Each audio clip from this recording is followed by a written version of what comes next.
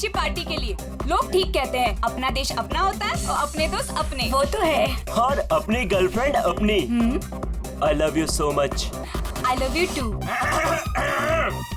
वैसे प्रीति, मानना पड़ेगा, आजकल ऐसा रोमांस देखने को मिलता नहीं है। गाइस, मैं कुछ ड्रिंक लेके आती हूँ। Okay. Hey, can I get you a drink? I mean, क्या पियेंगे आप? क्यों? तुम वेटर हो?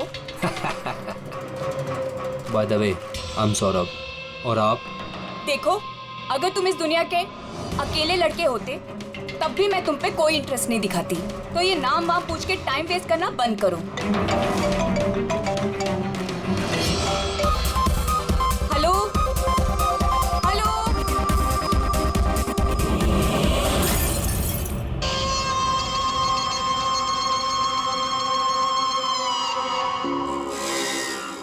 हेलो हेलो, तनीषा, जोर से बोल, कुछ सुनाई नहीं दे रहा है। यहाँ नेटवर्क भी नहीं है। हेलो हेलो,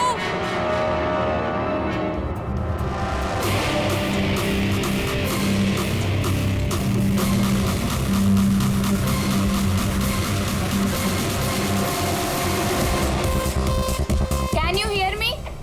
तनीषा, नेटवर्क कैसे चला गया?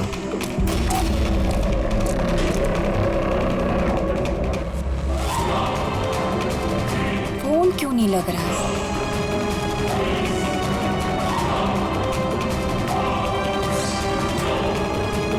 हेलो आयशा, आयशा तुम्हें मेरी आवाज आ रही है?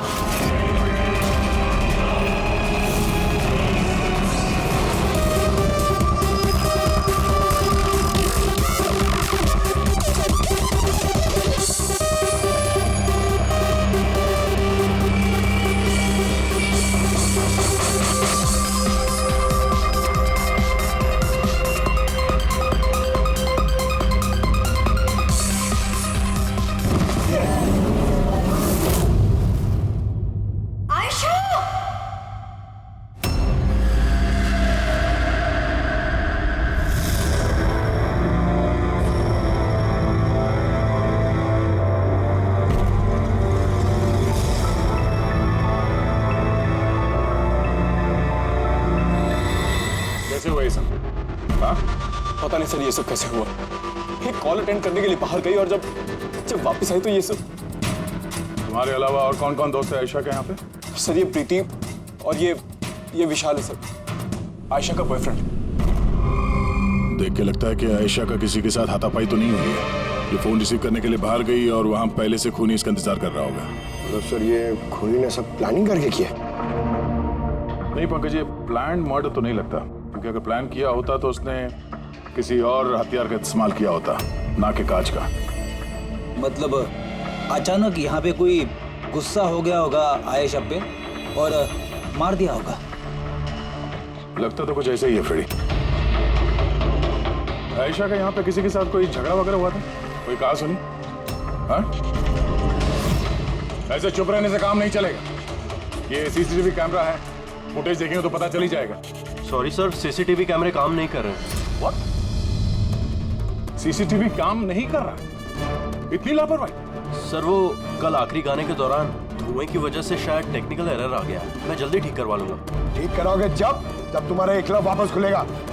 जब तक ये केस सॉल्व नहीं होता तुम्हारा क्लब बंद। सर मुझे लगता है ये खून सौरभ ने किया। अमीर बाप की बिगड़ी औलाद है। Hey, can I get you a drink? I mean, क्या पियेंगे आप? क्यों? तुम वेटर हो? By the way, I'm Saurabh. और आप? देखो, अगर तुम इस दुनिया के अकेले लड़के होते तब भी मैं तुम पे कोई इंटरेस्ट नहीं दिखाती। तो ये नाम वाम पूछ के टाइम वेस्ट करना बंद करो।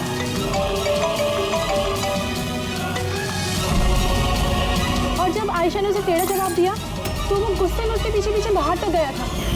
सौरभ का? सर वो तो नहीं है। तुमसे कहा था ना मैंने, कोई भी इस क्लब से बाहर नहीं जाएगा। सर जाने नहीं दिया, शायद वो जुर्म करने के बाद ही चला गया, आयशा के अंदर आने से पहले। आयशा और सौरभ बाहर किस तरफ गए? सर उस तरफ।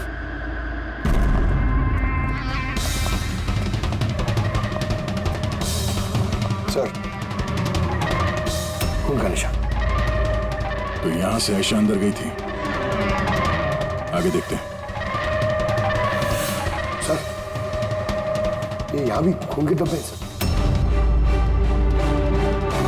पंकज, नो नो, इतना सारा खून और ये कांच के टुकड़े। लगता है आयशा पे हमला यही हुआ है। सर, और नो, कहीं सौ तो नहीं? इसकी हालत बहुत खराब है, एम्बुलेंस को फोन करो। चलिए। इस क्लब में इतने सारे लोगों के बीच एक लड़की का खून हो जाता है। बाउंसर्स का आता पता नहीं, सीसीटीवी कैमरा है पर काम नहीं कर रहा। और तो और यहाँ पे किसी ने कुछ होते हुए देखा नहीं है ना। कमाल की बात। आयशा मुझे छोड़कर नहीं जा सकती, हमें आना ही नहीं चाहिए था। विशाल प्लीज अपने आप को दोष मत दो, प्लीज संभालो अपने आप को। आपकी सहेली का यहाँ खून हुआ है और आपका ये रवैया है। अब तक यहाँ जो कुछ भी हुआ है उससे ये लगता है कि खूनी यहाँ पर आयशा को मारने के इरादे से तो नहीं आया था, तैयारी के साथ नहीं आया था। यहाँ इस क्लब में कुछ ऐसा हुआ जिसकी वजह से वो गुस्सा हो गया और उसने आयशा का खून कर दिया और साथ में सौरभ पे भी हमला किया। मुझे लगता है कि वो खूनी आप सब में से कोई एक है। बड़ी पंकज, यहाँ जितने हैं सबके डिटेल्स ले लो। माफ कीजिएगा रामा जी, मैंने अपनी तरफ से बहुत कोशिश की, लेकिन अब मैं आपकी और ज्यादा मदद नहीं कर पाऊंगा। इट्स ओके डॉक्टर, आपसे जो कुछ भी बन पड़ता था आपने सब कुछ किया। अब हम इससे ज्यादा और क्या कर सकते हैं?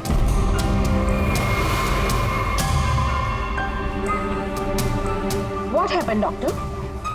आप ठीक है ना? I am fine. Uneasy feel हो रहा है। Excuse me. कहाँ जा रहे हैं आप? मैं जरा वॉशरूम होकर आता हूँ। तनिषा, आयशा की मौत से पहले तुम्हारी उसके साथ फोन पर बात हुई है ना? तो क्या उस फोन कॉल के बारे में हमें कुछ डिटेल में बता सकती हो? सर, डिस्को में म्यूजिक लाउड होने की वजह से ना मैं ज्यादा कुछ सुन नहीं पाई। हाँ, पर उसको ये कहते हुए सुना। क्या हो रहा है, बता क्यों नहीं रहे हो? दर्द हो रहा है क्या? डॉक्टर के पास लेके जाओ। ये क्या कर रहे हो तुम? मतलब आयशा ये सब उस खूनी से कह रही थी? सर, उससे भी ज्यादा हैरानी की बात तो ये है कि आयशा का खूनी उसे कह रहा था वहां से भागने के लिए। बड़ी अजीब बात। खूनी आयशा को भागने के लिए कहता है और आयशा को खूनी की चिंता है। तनिषा, एक बात बताओ, क्या उस आवाज को पहचान सकोगी जिससे आयशा बात कर रही थी? नहीं सर। सर, लेकिन अगर खूनी को आयशा की इतनी चिंता है तो फिर उसने उसे मारा क्यों? वही तो, खूनी को विक्टिम की चिंता है और विक्टिम को खूनी की चिंता।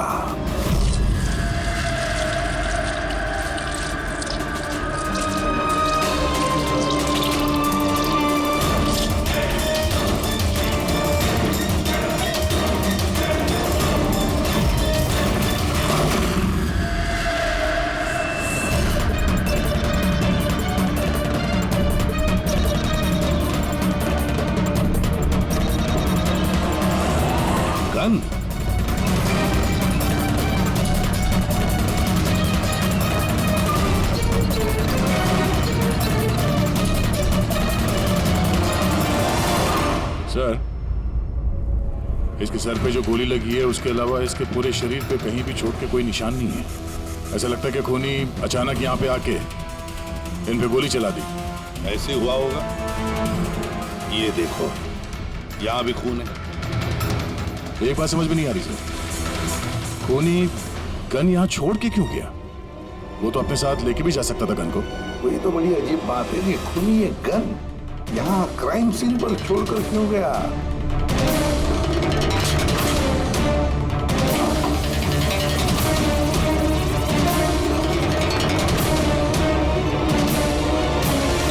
सर, ये देखिए, नीचे यहाँ पे ये टेप चिपका हुआ था। वॉश बेसिन के नीचे टेप? लगता है यहाँ टेप से कुछ चिपकाया था जो अभी यहाँ नहीं है। शायद इस केस से रिलेटेड कुछ हो। जरूर देखते हैं। रहमा जी, डॉक्टर यशवंत आपके डॉक्टर थे? जी हाँ। आप लोग यहीं पे बैठे थे इसी टेबल पर? जी हाँ, वो दरअसल मेरी बीमारी के सिलसिले में मुझे यहाँ पर मिलने के लिए आए थे। बहुत ही अच्छे और नेक दिल इंसान थे।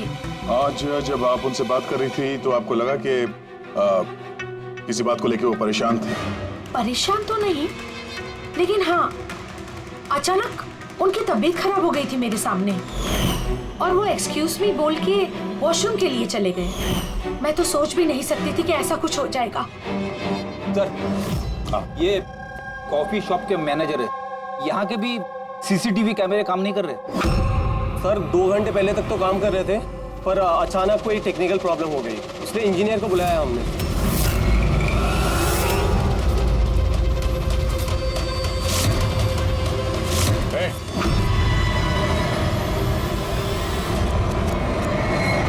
रुको जरा यहाँ ना। हेलो सर, कैसे हो आप? मेरा हालचाल छोड़ो, अपने सुनाओ। तुम दोनों यहाँ क्या कर रहे हो? वो ऐसे ही टहलने आए थे। कॉफी शॉप में टहलने आए थे? कल रात तुम्हारी सहेली का खून हो गया। तुम्हारा दूसरा दोस्त रो रो के उसका बुरा हाल है, तो तुम दोनों यहाँ कॉफी शॉप में टहलने आए। तो यहाँ पर भी एक खून हो गया। ये कैसा संयोग है? सच में संजोगी है सर, क्योंकि हम तो जानते भी नहीं कि डॉक्टर यशवंत है कौन। हेलो, ले आओ उसे ब्यूरो में। Okay ji, okay, thank you very much. पता है पंकज, बहुत सारे लोग थे डिस्को में जब आयशा का खून हुआ, और एक एक का फोन ट्रैक करना कि मर्डर के वक्त आयशा और यशवंत के पास तो नहीं था कोई। ये मेरी तो आंखें दर्द करने लगी है।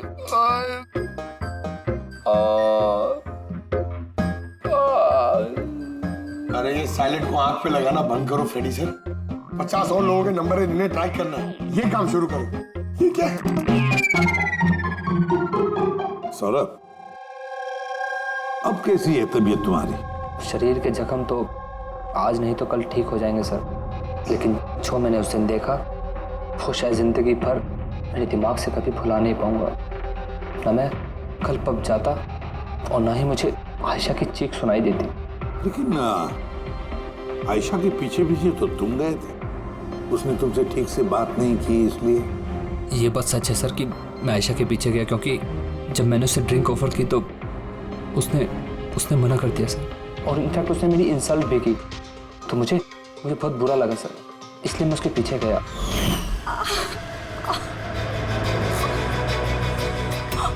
किसने किया ये सब? चलो तुम हॉस्पिटल लेके चलता हूँ। हे रुक,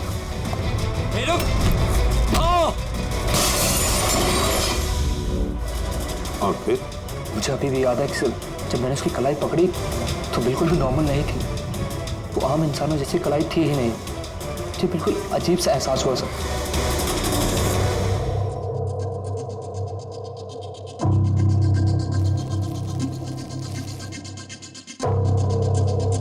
तो आप कह रहे हैं डॉक्टर साहब के इस गन पे कुछ चिपचिपा सा लगा हुआ है? हाँ, और वो चिपचिपी चीज रबर टाइप की है, वो जैसे सेलो टेप में होता है ना, वैसा। Cello tape gun? ओह, तो खूनी ने पहले से गन वहां वॉश बेसिन के नीचे छुपा के रखी थी। तो ये मर्डर एक प्लान्ड मर्डर था।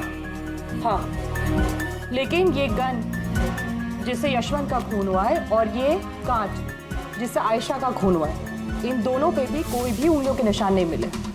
लेकिन भाई, इस कांच के टुकड़े पर एक खास तरीके की कुछ केमिकल लगा हुआ है, जैसे कि वो प्लास्टिक केमिकल। अब ये इस पर क्यों लगा हुआ था, इसका क्या इस्तेमाल है, ये पता लगाना भी बाकी है। लेकिन यही केमिकल इस गन पर भी लगा हुआ है, दोनों पर। डॉक्टर साहब, आप तो कह रहे थे कि इस गन पे वो सेलो टेप का गम लगा हुआ था। वो तो है ही, उसके अलावा ये भी है। उसके अलावा ये केमिकल भी है। यानी ये दोनों मर्डर, इनका आपस में कोई ना कोई कनेक्शन जरूर है। और जुबिन का और प्रीति का दोनों क्राइम सीन पे होना कोई सहयोग नहीं था। बिल्कुल, तुम बिल्कुल ठीक कह रहे हो। और तुम्हारी बात ये एक और चीज प्रूव करती है। इन दोनों की लाशों पर मुझे एक जैसे फेरोमोन्स मिले। फेरोमोन्स यानी वो केमिकल जिनसे खुशबू आती है। हाँ, यशवंत और आयशा, इन दोनों की लाशों पर एक जैसी खुशबू। इसका मतलब बात साफ है, या तो दोनों एक जैसा परफ्यूम लगाते थे या फिर दोनों का खून ही एक ही था। जनरली एक औरत लेडीज परफ्यूम लगाती है और एक आदमी जेंट्स परफ्यूम। अब ये दोनों एक ही तरह का परफ्यूम लगाए, चांस थोड़ा कम है। यानी इन दोनों का खूनी तो एक ही है। आयशा की मौत के बारे में दो बातें पता चली है। एक उसकी दोस्त तनीषा ने बताई और दूसरी सौरभ ने बताई। तनीषा ने बताया कि खूनी ने आयशा को वहां उस पब में से भाग जाने के लिए कहा। अब दुनिया में ऐसा कौन सा खूनी है जो जिस इंसान को मारने गया है उसी से कहता है कि तू यहां से भाग जा? तो फिर खून करने आया ही था क्यों? नहीं नहीं नहीं नहीं नहीं नहीं, नहीं। गड़बड़ है, कुछ ना कुछ तो गड़बड़ जरूर है। और सर वो दूसरी बात कौन सी? दूसरी बात सौरभ ने बताई। सौरभ ने कहा कि खूनी की कलाई कुछ अजीब सी थी, आम इंसान की तरह नहीं थी कलाई। शायद कलाई में रिस्ट वॉच या ब्रेसलेट हो। फ्रेडी जरा दिमाग लगा के बोलो, समझे? सर, हाँ सर दोनों क्राइम सीन में एक नंबर कॉमन है सर। किसका क्राइम? आयशा के बॉयफ्रेंड विशाल का सर। विशाल? विशाल? ये विशाल तो कॉफी शॉप में दिखाई नहीं था, तो फिर ये कॉफी शॉप में पहुंचा कब?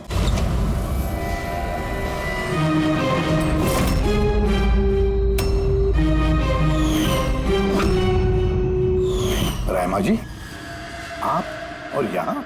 अब सर ये मेरा ही घर है, लेकिन आप लोग यहाँ पर कैसे? डॉक्टर यशवंत के खूनी के बारे में कुछ पता चला? रहमा, ये लोग कौन हैं? सीआईडी ऑफिसर्स हैं। सर प्लीज आप लोग आइए ना, प्लीज कम। सीआईडी? और सर ये मेरे हस्बैंड हैं और ये मेरा छोटा बेटा संदीप। और बड़ा बेटा विशाल, वो कहाँ है? लेकिन बात क्या है सर? मनन जी, बात यह है कि हमें शक है कि डॉक्टर यशवंत और आयशा के खून में हमें लगता है शायद विशाल का कोई हाथ है। ये आप क्या कह रहे हैं? आरोप साबित नहीं हो पाया, किसी को पकड़ नहीं पाया, आप तो किसी को भी फंसा देंगे आप। देखिए, सीआईडी का काम है मुजरिम तक पहुंचना, ना कि किसी बेगुनाह को पकड़ के केस बंद कर देना। अब जरा प्लीज विशाल को बुलाइए।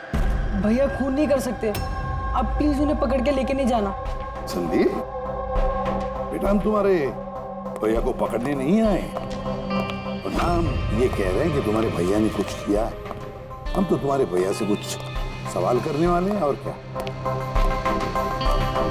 आप लोगों को मुझ पर शक है? एक मिनट विशाल, तुम अंदर जाओ, मैं इन सीआईडी वालों को तुम्हें परेशान नहीं करने दूंगा। देखिए, सीआईडी के काम में दखल देना भी एक जुर्म है, इसलिए प्लीज हमें अपना काम करने दीजिए। विशाल,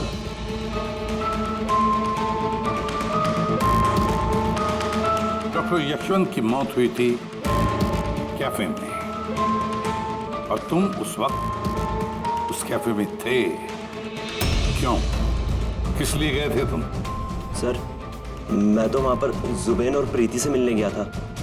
मुझे नहीं पता था कि यशवंत अंकल वहां पर मम्मी से मिलने आने वाले हैं। आयशा के साथ तुम्हारी अनबन चल रही थी ना? मुझे बहुत बड़ा सदमा लगा है उसकी मौत का। पता नहीं उसके बिना मेरी लाइफ अब कैसे कटेगी। मैं कुछ दिन अकेला रहना चाहता हूँ। ठीक है, जा सकते हो तुम।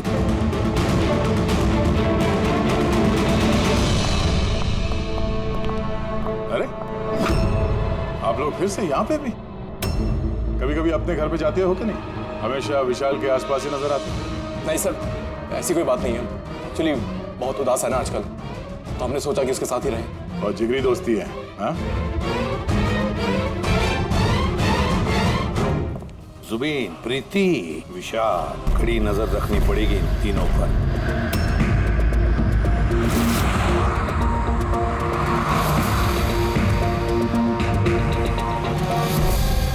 तीनों के घर पे इतने कैमरा फिट किए ना फ्रेडी सर, अगर मक्खी भी मिठाई में बैठेगी ना तो पता चल जाएगा। वैसे काम वाला, दूध वाला और सब्जी वाला, इनके जरिए खुफिया कैमरा बिठाने का आइडिया बड़ा अच्छा था। अच्छा था ना?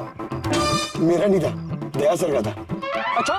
हाँ, और उन्होंने हम दोनों को यहाँ बैठा दिया ताकि हम यहाँ का सीसीटीवी फुटेज रिकॉर्ड करें।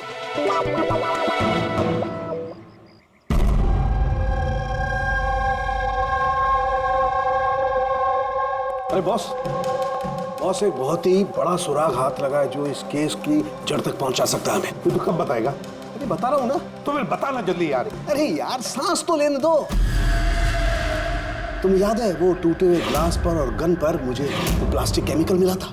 हाँ सर, क्या है वो केमिकल? वो है ग्राफीन, जो नकली चमड़ी, आर्टिफिशियल स्किन बनाने के काम में आता है। Artificial skin? हाँ। Prosthetic skin. Prosthetic skin. Prosthetic. Daya, याद है सौरभ ने क्या बताया था कि खूनी के हाथ में उसने कुछ अजीब सा देखा था। Prosthetic skin, prosthetic arm.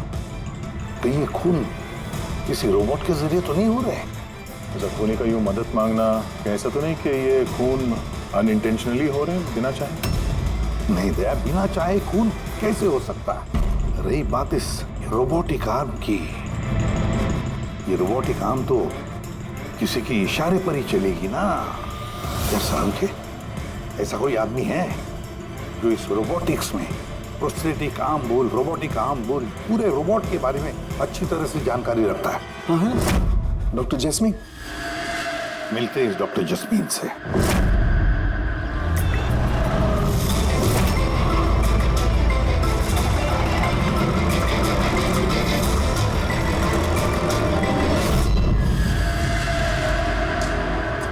Doctor jasmine, हम ये जानना चाहते हैं कि अगर ये ऐसा वाला प्रोस्थेटिक हाथ लगाया हो, रोबोटिक आर्म, तो क्या वो आर्म, वो हाथ किसी दूसरे के इशारे पर काम कर सकता है?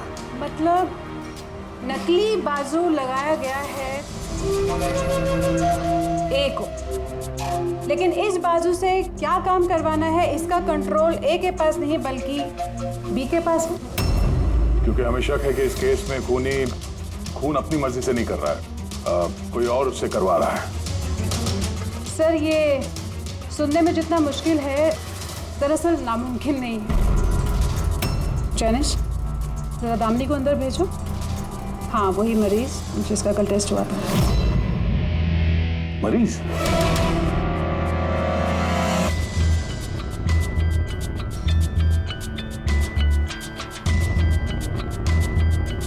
सर, दामिनी ने अपना दाहिना हाथ फैक्ट्री में काम करते हुए गंवा दिया था।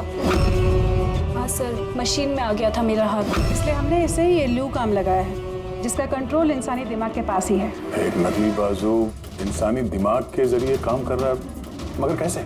सर, साइंस ने बहुत तरक्की कर ली है। ये योला यानी लूक आर्म अपने आप में एक नया और पहला आविष्कार है। मान लीजिए इसमें एक चिप है, या यूँ कहिए इसमें एक सॉफ्टवेयर है जो इंसान के दिमाग की फ्रीक्वेंसी को पकड़कर ठीक वैसे ही काम करता है जैसे एक नॉर्मल ह्यूमन बीइंग का हैंड उठना, बैठना, चलना, ये सभी कमांड्स को समझता है। ग्रेट, साइंस ने वाकई बहुत तरक्की की है। वाकई रोबोटिक आर्म।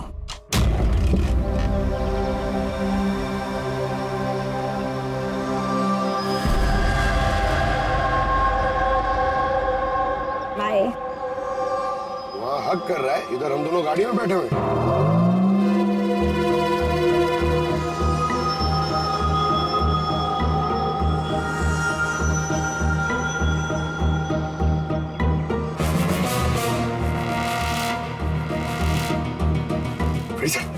ये विशाल तो प्रीति के घर जा रहा है।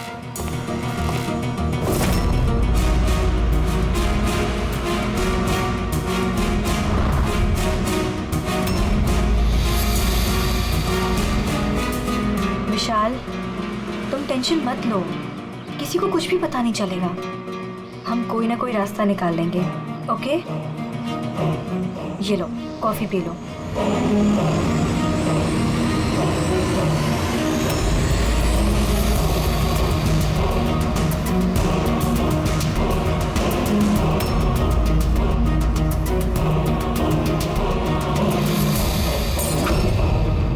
विशाल, Preeti, are you okay? Preeti बाहर।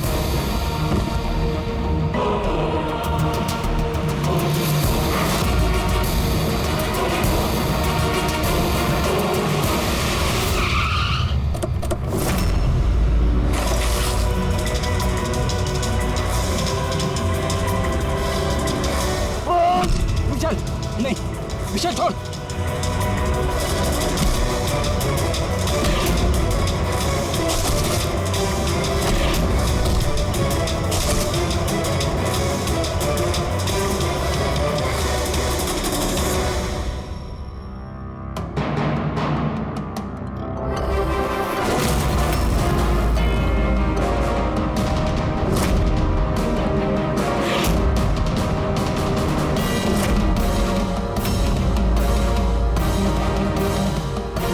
मैं मानता हूँ आयशा और डॉक्टर यशवंत का खून मेरे ही हाथ से हुआ था।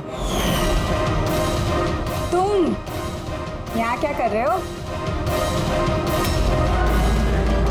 क्या हुआ? क्या हो रहा है ये? मुझे नहीं पता क्या हो रहा है मेरे हाथ को। कुछ प्रॉब्लम? क्या हो रहा है बता क्यों नहीं रहे हो? डॉक्टर के पास लेके जाओ। ये क्या कर रहे हो?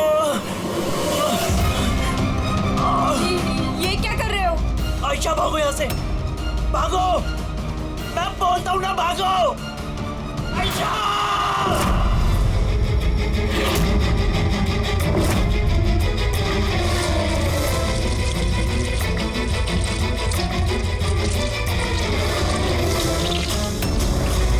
डॉक्टर निकलो यहाँ से। क्या कर रहे हो? मैं क्या करूं सर, मेरे हाथ पर कोई कंट्रोल नहीं। क्या?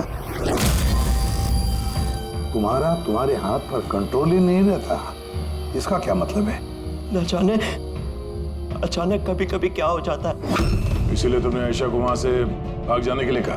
हाँ सर, मैंने आयशा को वहां से भागने के लिए कहा था। आयशा भागो यहाँ से, भागो! और मैंने पूरी कोशिश करी थी कि मैं डॉक्टर यशवंत पर गोली ना चलाऊं। डॉक्टर यहाँ से जाओ। एक बात बताओ, क्यों गए थे तुम कैफे में? मैं वहां पर डॉक्टर यशवंत से अपना हाथ फिक्स कराने गया था और जुबीन, प्रीति मेरी मदद कर रहे थे क्योंकि मैं अपने घर पर नहीं बता सकता था कि आयशा का मेरे हाथों से खून हुआ। मैं जानता हूं सर, मेरी बात पर यकीन करना बहुत मुश्किल है, लेकिन सच यही है, खून मैंने नहीं बल्कि मेरे हाथ ने किया है। डॉक्टर जस्मीन, ये विशाल जो कह रहा है क्या ये सच है? मेरा मतलब है, क्या ये मुमकिन है कि एक रोबोटिक आर्म अपना ही दिमाग डेवलप करता है और फिर उसी दिमाग को लगा के कुछ भी कर सकता है? चांसेस कम है सर, मगर हाँ, अगर हाथ के अंदर लगे सॉफ्टवेयर को कोई हैक कर ले तो ऐसा हो सकता है। क्या? प्रोस्थेटिक हाथ में लगा हुआ सॉफ्टवेयर हैक किया जा सकता है? हाँ दे, हैक हो सकता है, पॉसिबल है। जब हैकर इस नकली हाथ की चिप हैक कर लेता है तो ये नकली हाथ उस आदमी के दिमाग से नहीं चलता जिसके शरीर में ये लगा है, बल्कि ये नकली हाथ चलता है हैकर के दिमाग से। मतलब किसी ने विशाल के इस रोबोटिक आर्म के सॉफ्टवेयर को हैक किया और फिर उससे खून करवाया। सर, इससे अच्छा तो मैं एक बाजू के सहारे ही अपनी जिंदगी काट लूं, जो हाथ दूसरों की जान का दुश्मन बन जाए। ऐसा हाथ मुझे नहीं चाहिए सर। विशाल, एक बात बताओ, तो तुम्हारा ये हाथ तुमसे कहता है कि वो किसी को मारना चाहता है, तब तुम क्या सोचते हो? क्या होता है तुम्हारे दिमाग में? कैसी अवस्था होती है तुम्हारी? सर, 2-3 मिनट लगते हैं। मैं पूरी कोशिश करता हूं अपने हाथ को काबू में करने की, लेकिन 2 मिनट के बाद जीत मेरे हाथ की होती है सर।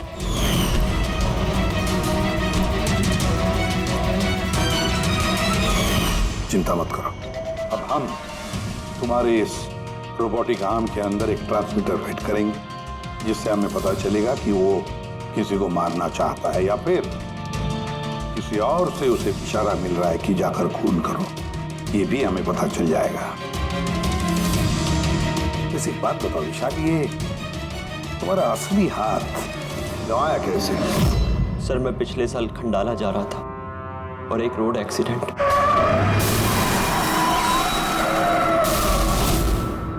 बस। जिंदगी में हमें कई बार इम्तिहान देना पड़ता है।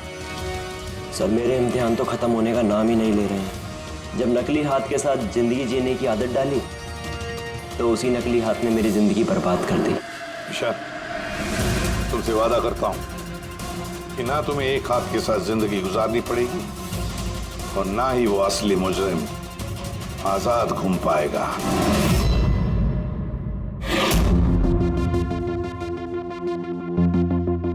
विशाल, मुजरिम ने पहले विशाल से आयशा का खून करवाया। आयशा जिससे विशाल बेहद प्यार करता था। फिर खून करवाया डॉक्टर यशवंत का जो विशाल की मदद करते थे। और फिर जान लेनी चाहिए प्रीति की जो विशाल की दोस्त थी। सारे के सारे विशाल के शुभचिंतक,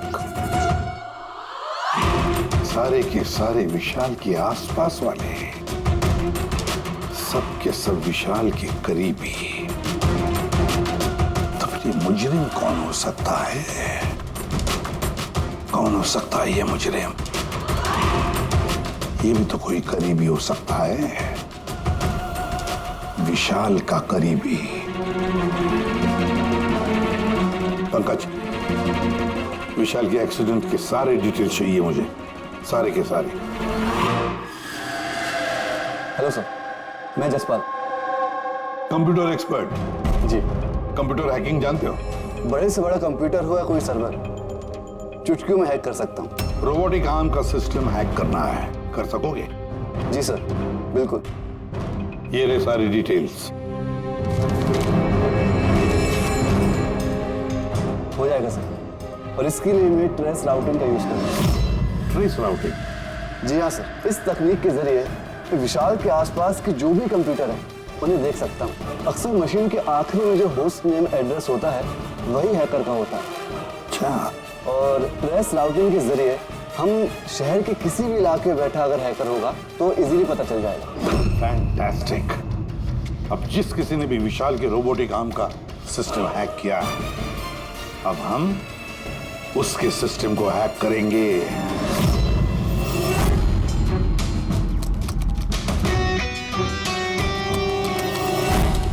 ये देखिए सर, इस वक्त विशाल के आसपास ये सारे कंप्यूटर चालू हैं और इन्हीं में से एक कंप्यूटर है उस हैकर का। बस एक बार पता चल जाए वो कंप्यूटर कौन सा है, फिर हमारा काम आसान हो जाएगा। जसपाल जल्दी करो, हमारे पास वक्त बहुत कम है। विशाल ने आज मुझे घर पे क्यों बुलाया है? अंकल आंटी भी नहीं है और पता नहीं क्या बात है।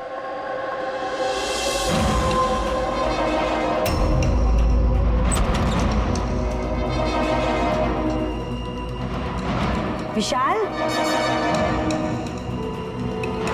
विशाल। प्रीति, यार तुम जानते हो तुम्हें मुझसे खतरा है, उसके बाद भी तुम यहाँ पे दोबारा आ गई। विशाल, तुमने तो मुझे फोन करके यहाँ बुलाया। मैंने? हाँ। मैंने कब बुलाया? तुमने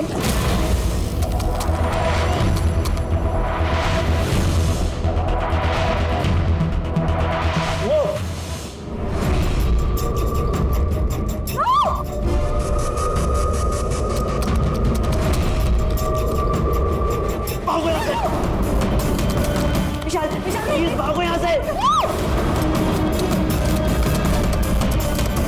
विशाल प्लीज, विशाल, विशाल प्लीज।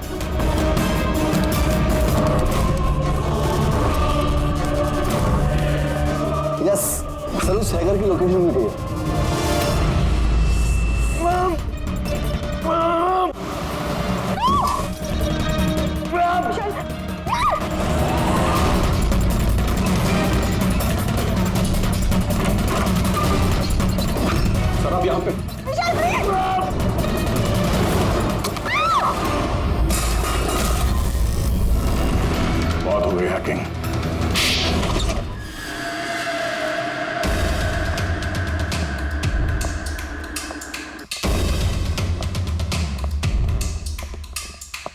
फिर आ गए आप लोग। अब ये मत कहिएगा कि आप विशाल को पकड़ने के लिए आए। जी नहीं, हम विशाल को पकड़ने नहीं आए, खूनी को पकड़ने के लिए, जो इस वक्त यहाँ पर मौजूद है। नहीं, और यहाँ पर क्या कर रहे हैं आप? अब अपना झूठा इल्जाम आप किसके ऊपर लगाने आए हैं? मनन जी, पिछले साल एक गाड़ी का एक्सीडेंट हुआ था खंडाला में। 3 लोग थे उस गाड़ी में।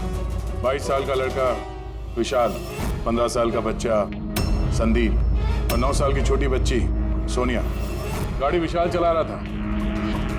कार का एक्सीडेंट बहुत बुरा था। बच्ची सोनिया की जगह पे मौत हो गई और संदीप पैरालाइज हो गया। ये अभी चल नहीं सकता। ये सब आपको कैसे पता चला अंकल? इस एक्सीडेंट में सबसे कम चोट लगी विशाल को। हालांकि जो चोट लगी वो कम नहीं, विशाल को अपना हाथ गंवाना पड़ा। वैसे विशाल आपका सौतेला बेटा है ना? सर विशाल मेरे लिए सके से भी बढ़कर है। सर आई रिक्वेस्ट यू, आप विशाल के लिए सौतेला शब्द यूज मत कीजिए सर। आई एम सॉरी मनन जी। काश सभी माता पिता आप जैसा विचार करते हैं। काश रहमा जी ऐसा विचार करती है ना रहमा जी? वैसे आपके मन में बहुत गुस्सा है ना विशाल के लिए, क्योंकि विशाल की वजह से आपको अपनी सगी बेटी गंवानी पड़ी और आपका सगा बेटा जिंदगी भर चल फिर नहीं सकता। आप क्या कहना चाहते हैं? हम क्या कहना चाहते हैं वो अभी पता चल जाएगा। पंकज,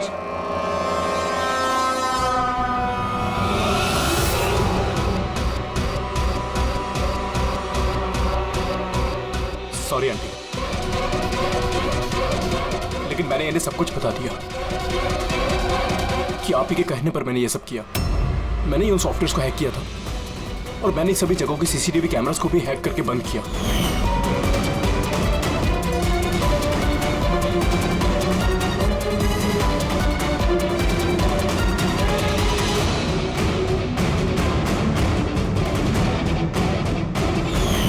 विशाल से बदला लेने के लिए पहले उसकी गर्लफ्रेंड को मारा, उसके बाद उस डॉक्टर को जो विशाल की मदद कर सकता था, उसके बाद प्रीति पर हमला। ये सब करने के लिए मुझे आंटी ने ढेर सारे पैसे दिए थे। सुबीन, तुम इतना गिर जाओगे मैंने कभी नहीं सोचा था। चलिए, सच्चाई अब आप सबके सामने आ ही गई है, तो मैं आप सबको ये भी बता दूं कि मैं तुम्हें मारने के बाद खुद मनन को भी मारने वाली थी, क्योंकि जिस तरह से मेरे अपनों ने चोट खाई है, मैं भी चाहती थी कि विशाल भी उसी दर्द से गुजरे, उसे भी उतनी ही तकलीफ हो। वो एक्सीडेंट था, एक गलती। गलती? तुम्हारी एक गलती की वजह से मेरी पूरी जिंदगी में अंधेरा छा गया। तुमने लापरवाही से गाड़ी चलाई और सजा किसको मिली? मुझे और मेरे बच्चों को। मम्मी, मैंने हमेशा तुम्हें मां नहीं भगवान समझा। अगर ये सब करके तुम्हें सुकून मिल रहा था तो मुझसे एक बार कहा तो होता, मैं अपनी जान दे देता। मुझे तुम्हारी जान नहीं चाहिए थी, मैं तो तुम्हें जीते जी दुख भरी जिंदगी देना चाहती थी। और आप सब मुझे दोष नहीं दे सकते, क्योंकि मैंने जो कुछ भी किया वो मैंने ममता के लिए किया। रहमा जी, मां इतना हल्का शब्द नहीं